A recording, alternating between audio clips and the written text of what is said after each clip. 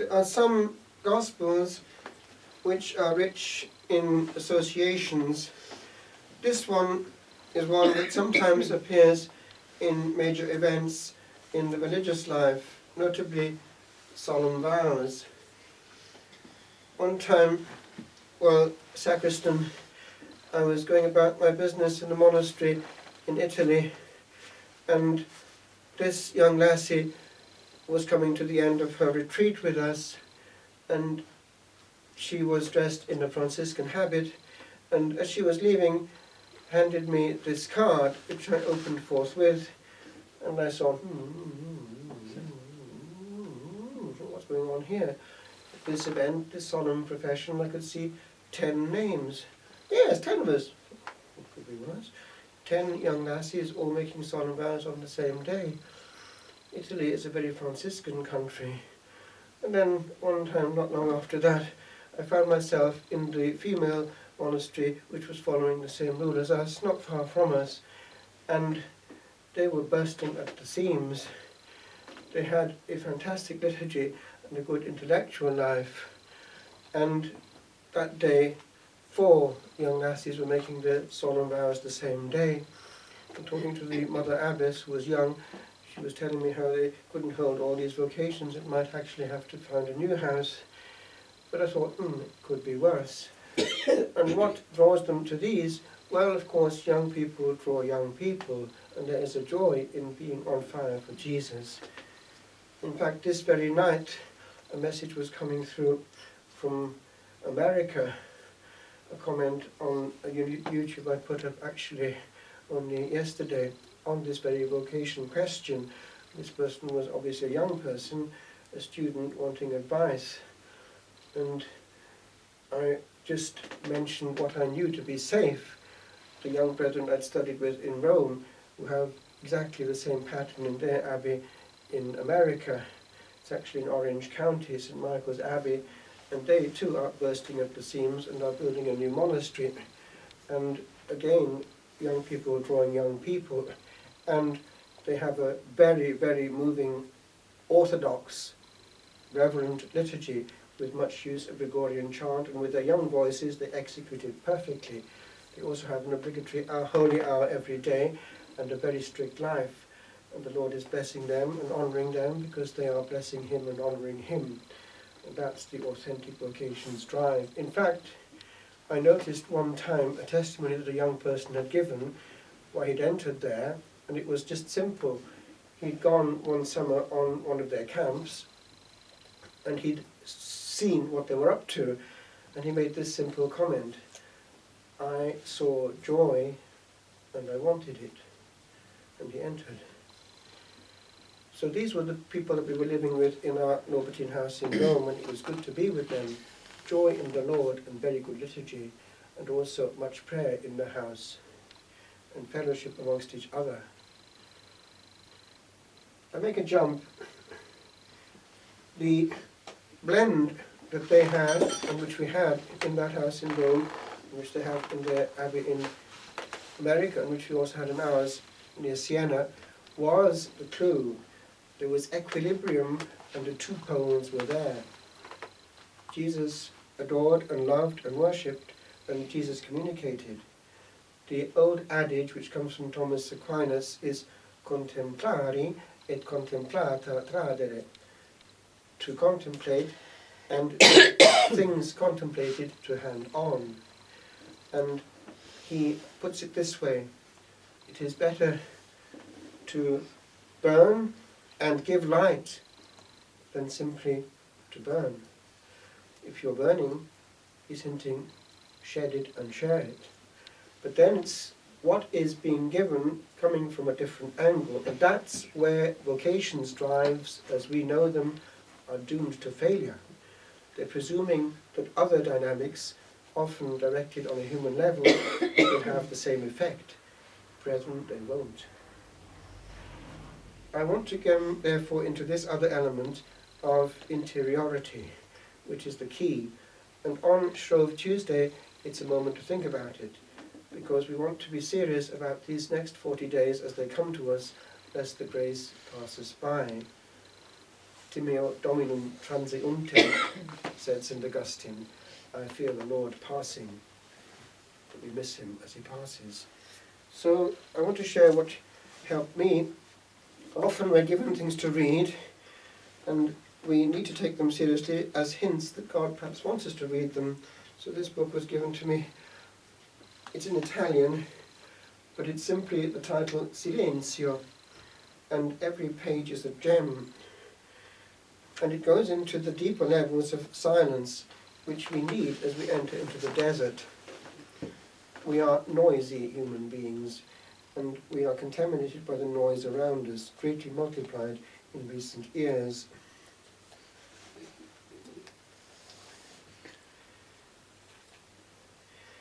The two poles of which I have been talking do not exclude each other mutually. One can be efficacious in one's action if one is anchored. One does not cease necessarily to be in contemplative mode when speaking in the will of God, because the grace of that moment is there for that. And not to do it when we're supposed to would mean that we wouldn't get it. The secret is to do it with interiority. I'll come to that in a minute. So the two poles do not exclude each other mutually. Silence is not mute. And that which is mute is not silence. He goes here into, for instance, that silence which is cold and which is eloquent in its stonewalling. Oh, I don't speak to such and such. But that's not the only extreme that we find, if we're honest. There's a frigidity.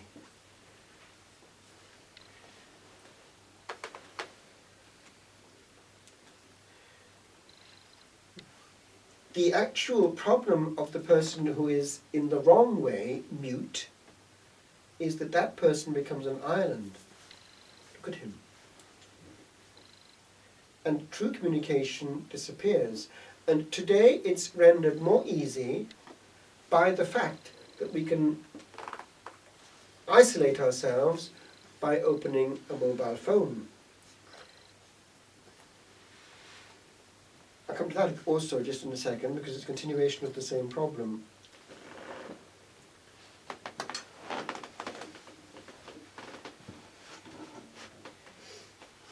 The silent person, the authentic silent person, is not a mute person.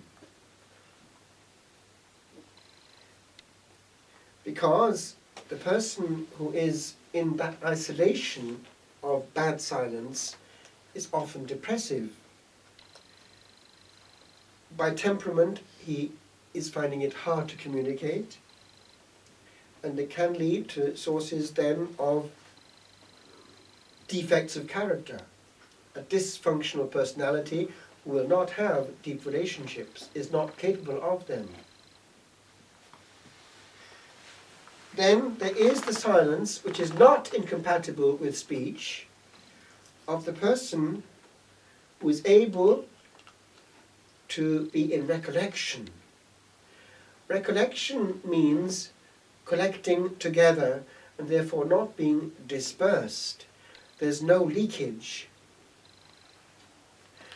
Now, coming back in a moment now to this question of this other way of being in isolation but with a virtual reality to console, that actually is taking away people's life. And some young people are actually copying on to it. As it happens, yesterday I was celebrating for young travelling people. And at the end of the celebration, I talked a little with them, and one young lassie came out with this out of the blue, that she was for Lent, notice by the way their faith, for Lent she was giving up WhatsApp. And she carried on that her cousin had done that 3 years ago in Lent, and she had realized that she had got her life back and her family back.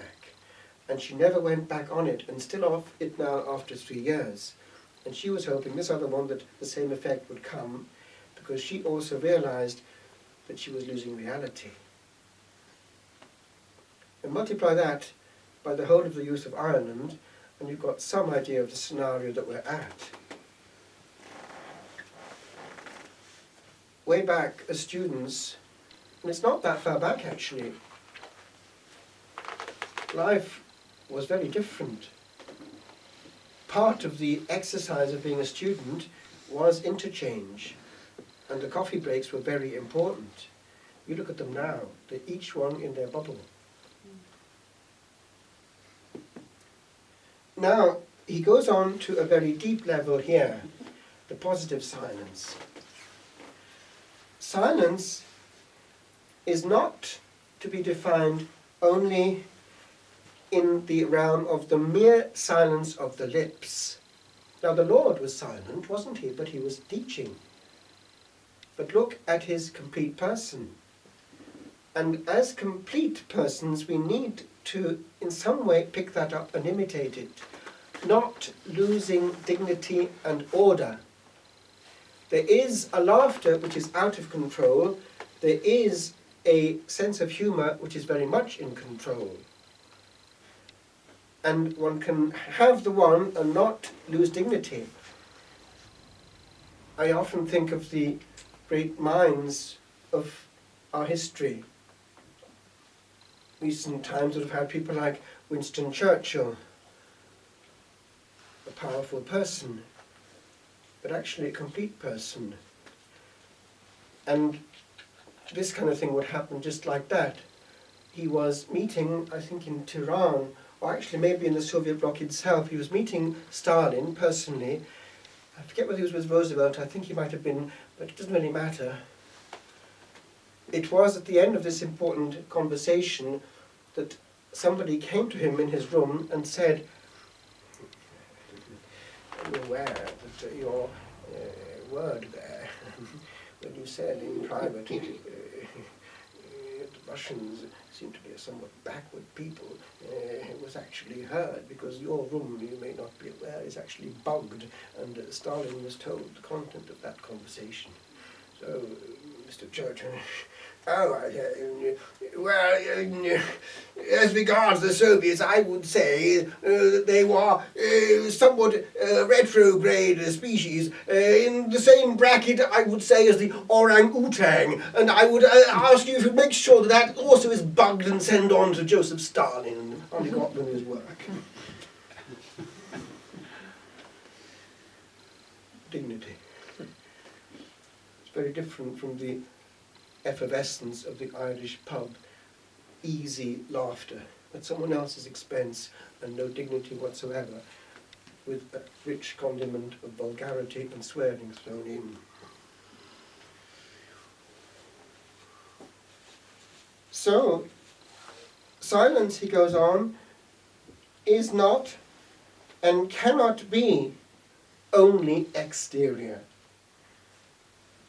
Silence, as we remember from the case of the like of Maria Amata di Gesù, has grades, steps, if you like.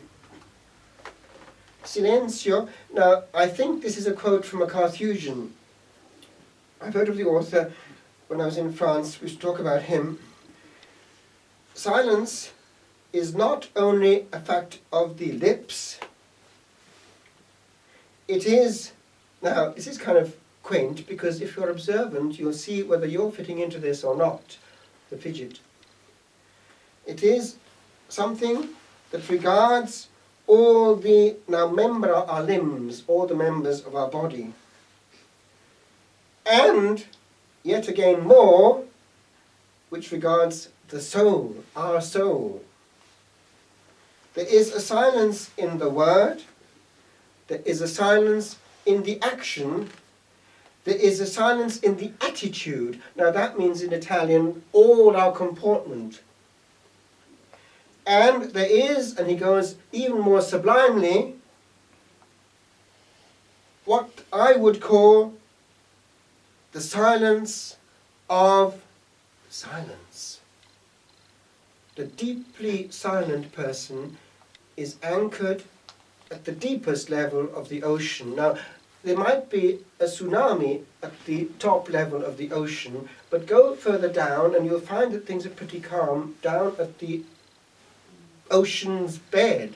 Now, the ocean's bed is the Blessed Trinity for us. We're anchored in the divine will, which is not perturbed by the superficial. If we're there, we are also less perturbed by what is happening at the superficial, face super, the face on the top of. That is, that's the outside level. The deep level of the soul is constant. And it's kind of important. Now, the levels of our being, both on the level of our speech and on the level of our comportment, do impact on the level of peace at the deep level. And the proof is that you can detect a person who's not peaceful at the deepest level by the manifestations of unpeace on the outer levels. People who can't sit still, who can't stop chatting, who can't be in a room on their own. It's an illness, the perpetual fidget. And we can't then face the sound of silence. We're handicapped human beings. Now, at the beginning of Lent, these are kind of important, because it also affects our prayer. Now, I want to just finish by analysing slightly what's going on in bad prayer. Prayer which is not deep is one which is purely external. G.K. Chesterton said, "No prayer without thought ere to heaven went." So if there is no engagement of the mind and heart, we are purely on the level of moving lips, but might be moving eyes. And this is, by the way, very much endemic in many of our rosaries. Oftentimes one will find only 2 or 3 people praying the rosary, but each going at a different speed. We will also find the classical Brands Hatch rosary, the whole object being to get to the end, but with no thought. And we fool ourselves that we have prayed. It can also, unfortunately, contaminate our liturgy. Something of that can come through in many a celebration at the altar. The object being to get to the end. Is it? I'm sure on Mount Tabor, that wasn't the first thought in Simon Peter's head. And we're on Mount Tabor. So prayer has to be as intimate as the most intimate encounter between a boy and a girl, or a husband and wife. We are happy to be there, and we can, if it's true relationship, be in rich, inhabited silence. So silence has to be there. Not afraid to look the other one, in this case Jesus, in the eye, and to be happy to be with him. And bad prayer would be the prayer that excludes that and can't bear it. And it can be manifested. It can be actually detected in a place. People who go to do their holy hour and can't be still or quiet. Go to many a place of adoration, and what will you hear? Impeding grace and contact for everyone else as well. I conclude, what do we want? A life of noise, of silence. A life of exteriority or interiority. A life of dysfunctionality in relationship, or of meeting at the deepest level in a simplified look of regard.